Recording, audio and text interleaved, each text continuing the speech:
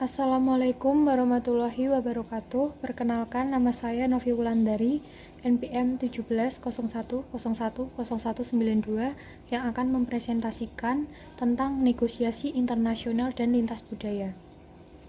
Negosiasi internasional, seni dan sains. Pemikiran bahwa negosiasi merupakan seni sekaligus sains atau ilmu pasti adalah pemikiran yang valid, terutama di level lintas budaya dan level internasional. Seni negosiasi sendiri adalah menentukan strategi mana yang harus diterapkan dan memilih model dan sudut pandang mana yang harus digunakan untuk meningkatkan pemahaman lintas budaya. Hal ini sangat menantang sebab negosiasi lintas budaya dan negosiasi internasional menambah tingkat kompleksitas yang jauh lebih besar daripada tingkat kesulitan dalam negosiasi satu budaya atau within culture. Apa yang membuat negosiasi internasional berbeda? Patak dan Habib 1996 menyatakan bahwa terdapat dua konteks keseluruhan yang mempengaruhi negosiasi internasional. Yang pertama adalah konteks lingkungan atau environmental context, dan yang kedua adalah konteks terdekat atau immediate context. Konteks lingkungan mencakup berbagai kekuatan lingkungan yang berada di luar kendali negosiator atau kedua belah pihak dan dapat mempengaruhi negosiasi. Konteks terdekat mencakup faktor-faktor yang dapat dikendalikan oleh negosiator. Dan yang selanjutnya adalah konteks lingkungan. Konteks lingkungan terbagi menjadi 7 aspek. Yang pertama adalah pluralisme hukum dan politik. Berbagai perusahaan yang melaksanakan usahanya di berbagai negara bekerja dengan beragam sistem hukum dan politik yang berbeda-beda. Dan yang kedua adalah ekonomi internasional. Nilai tukar mata uang tingkat internasional pasti mengalami fluktuasi, dan faktor ini harus dipertimbangkan saat melakukan negosiasi di berbagai negara. Yang ketiga adalah pemerintah dan birokrasi asing. Berbagai negara memiliki perbedaan dalam hal sejauh mana pemerintah mengatur industri dan perusahaan di negara tersebut. Dan yang keempat adalah ketidakstabilan. Ketidakstabilan memiliki banyak bentuk, termasuk kurangnya sumber daya yang umum diharapkan oleh orang Amerika dalam negosiasi usaha, kurangnya barang dan jasa, serta ketidakstabilan politik. Yang kelima adalah ideologi. Negosiator di Amerika Serikat umumnya memiliki ideologi yang sama mengenai manfaat individualisme dan kapitalisme. Dan yang keenam adalah budaya. Orang-orang dalam budaya yang berbeda melakukan negosiasi dengan cara yang berbeda pula. Dan yang terakhir adalah pemegang saham eksternal. Pihak Patak dan Habib mendefinisikan pemegang saham eksternal sebagai berbagai orang dan organisasi yang memiliki kepentingan atau saham dalam hasil negosiasi tersebut.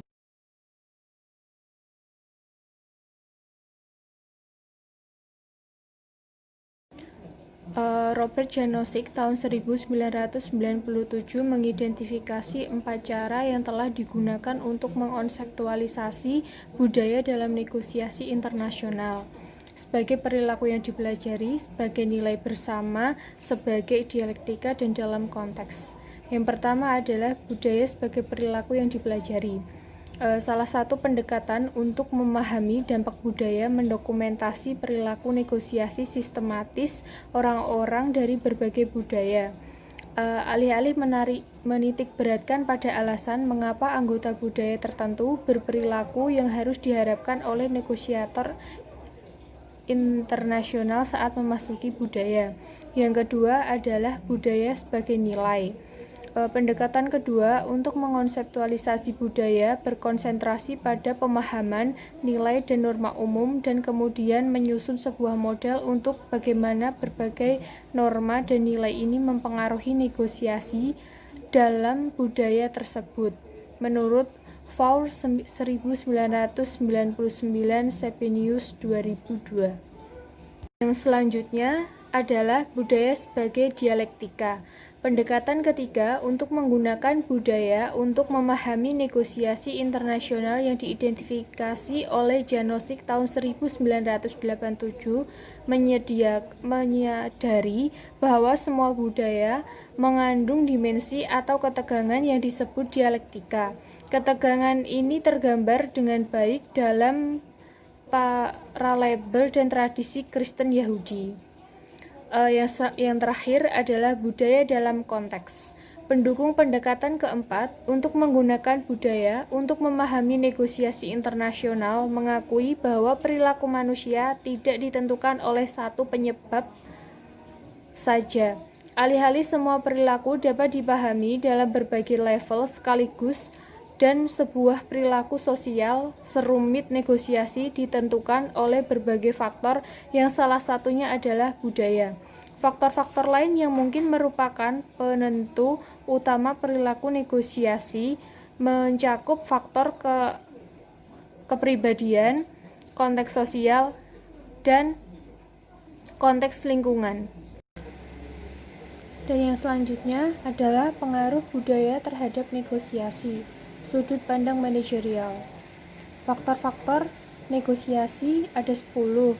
Yang pertama adalah definisi organisasi yang memiliki rentang tanggapan budaya, kontrak dan hubungan, dan peluang negosiasi yang memiliki rentang tanggapan budaya distributif integratif, dan pemilihan negosiasi rentang tanggapan budayanya adalah ahli dan rekan terpercaya, serta protokol rentang tanggapan budayanya adalah informal dan formal, serta komunikasi rentang tanggapan budayanya adalah langsung, tidak langsung, serta kepekaan waktu rentang tanggapan budayanya adalah tinggi dan rendah, dan kecenderungan resiko yang memiliki rentang tanggapan budaya tinggi dan rendah, serta kelompok versus individu yang memiliki rentang tanggapan budaya kolektivisme dan individualisme, serta yang terakhir adalah sifat kesepakatan, yaitu yang memiliki rentang tanggapan budaya spesifik dan umum. Dan yang selanjutnya adalah pengaruh budaya terhadap negosiasi, sudut pandang penelitian. Ada 5, yang pertama adalah pengaruh budaya terhadap penyelesaian konflik, yaitu Person dan Stepan tahun 1998 menemukan bahwa negosiator dari budaya yang lebih kolektivis seperti Brazil memiliki akomodasi, kolaborasi, dan penarikan diri dibandingkan dengan negosiator dari budaya yang individualis seperti Amerika Serikat yang memiliki preferensi yang lebih kuat terhadap kompetisi. Dan pengaruh budaya terhadap etika dan taktik negosiasi. Zakarda, Fraser, dan Fraser 2001 menyelidiki taktik negosiasi Lewicki dan Robinson, di mana negosiator Jepang lebih tidak toleran terhadap penggunaan taktik kesalahpahaman dibanding negosiator Australia, Amerika Serikat, Inggris, Rusia, dan Yunani. Yang ketiga adalah pengaruh budaya terhadap hasil negosiasi. Budaya memiliki pengaruh terhadap hasil negosiasi meskipun mungkin tidak secara langsung, dan kemungkinan budaya memberikan pengaruh melalui perbedaan-perbedaan dalam proses negosiasi dalam budaya yang berbeda-beda. Yang keempat adalah pengaruh budaya terhadap kognisi negosiator. Beberapa aspek dari kognisi negosiator secara signifikan dipengaruhi oleh budaya, dan para negosiator tidak seharusnya berasumsi bahwa temuan-temuan tentang kognisi negosiator dari para negosiator barat dapat diterapkan secara universal pada budaya lainnya. Dan yang kelima atau yang terakhir adalah pengaruh budaya terhadap proses negosiasi dari pertukaran informasi. Budaya telah diketahui memiliki efek yang signifikan terhadap beberapa aspek proses negosiasi, termasuk bagaimana para negosiator melakukan perencanaan, penawaran-penawaran yang dibuat selama negosiasi, proses komunikasi, dan bagaimana informasi dibagi selama negosiasi. Ada strategi-strategi negosiasi yang responsif terhadap budaya. Banyak ahli berasumsi secara implisit bahwa cara terbaik untuk mengelola negosiasi lintas budaya adalah peka terhadap norma-norma budaya dari negosiator lain dan mengubah strategi seseorang agar sesuai dengan perilaku-perilaku yang terjadi dalam budaya tersebut. Beberapa faktor menunjukkan bahwa para negosiator tidak seharusnya terlalu banyak mengubah pendekatan mereka saat melakukan negosiasi lintas budaya. Yang pertama, para negosiator mungkin tidak mampu mengubah pendekatan mereka secara efektif karena butuh waktu bertahun-tahun untuk memahami budaya lain secara mendalam untuk mendapatkan pemahaman ini sebelum memulai negosiasi. Dan yang kedua, jika para negosiator dapat mengubah pendekatan mereka secara efektif, tidak berarti bahwa hal ini akan secara otomatis mendatangkan hasil negosiasi yang lebih baik.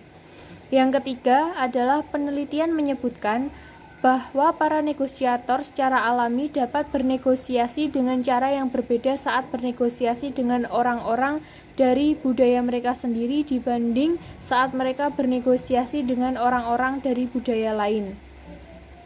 Dan yang keempat adalah penelitian oleh Francis tahun 1991 menyebutkan bahwa adaptasi yang biasa saja mungkin lebih efektif dibandingkan bertindak sebagaimana orang Roma.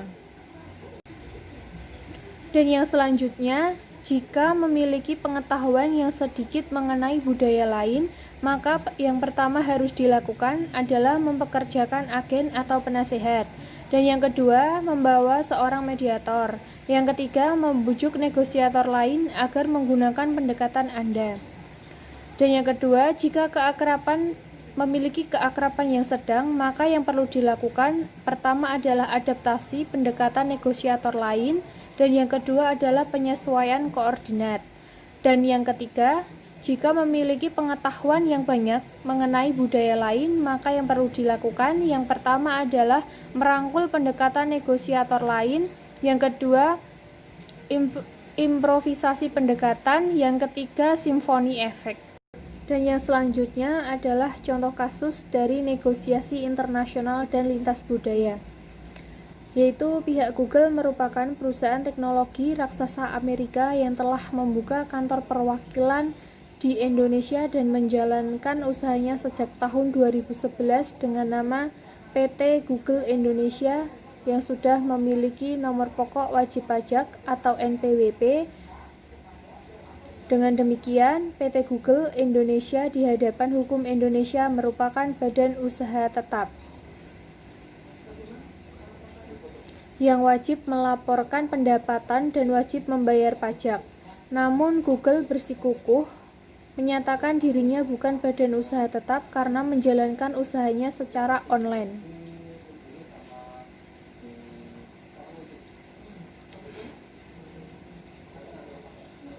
Oleh karena itu, pihak Indonesia dirugikan dengan sikap Google yang seolah-olah tidak menyadari kewajiban untuk membayar pajak hasil dari usahanya di Indonesia. Dan kriteria pajak yang harus dibayar Google adalah jasa periklanan yang digunakan melalui mereka oleh orang Indonesia. Siapa saja yang memasang iklan dengan menggunakan jasa perusahaan Google tidak harus membayar pajak pertambahan nilai atau PPN. Maka tidak heran tarif iklan yang dikenakan sangat murah. Seharusnya Google sebagai badan usaha tetap memungut PPN sehingga PPN itu disetorkan di Indonesia. Negosiasi antara pemerintah Indonesia dan perusahaan swasta Google Amerika merupakan negosiasi antara dua negara dan dua budaya. Walaupun tempat atau lokasi permasalahan terletak di Indonesia, dalam proses negosiasi yang terjadi tampak bahwa pihak Indonesia mempunyai power lebih kuat karena berada di posisi dengan peraturan perpajakan yang harus diikuti oleh pihak asing. Tetapi pihak Google juga merasa lebih berkuasa karena kebutuhan akan jasa Google di dunia sangat besar. Negosiasi yang terjadi antara pemerintah Indonesia dengan pihak Google menunjukkan bahwa kedua belah pihak menampilkan kepiawaian komunikasi yang membuat pihak-pihak lainnya berusaha keras untuk memenangkan tujuan dan keuntungannya. Pihak Indonesia bertujuan agar Google membayar pajak hasil dari usahanya di Indonesia. Sedangkan Google bertujuan untuk mencari keuntungan sebanyak-banyaknya melalui pembayaran pajak yang dapat dimanipulasi atau pembayaran pajak yang rendah.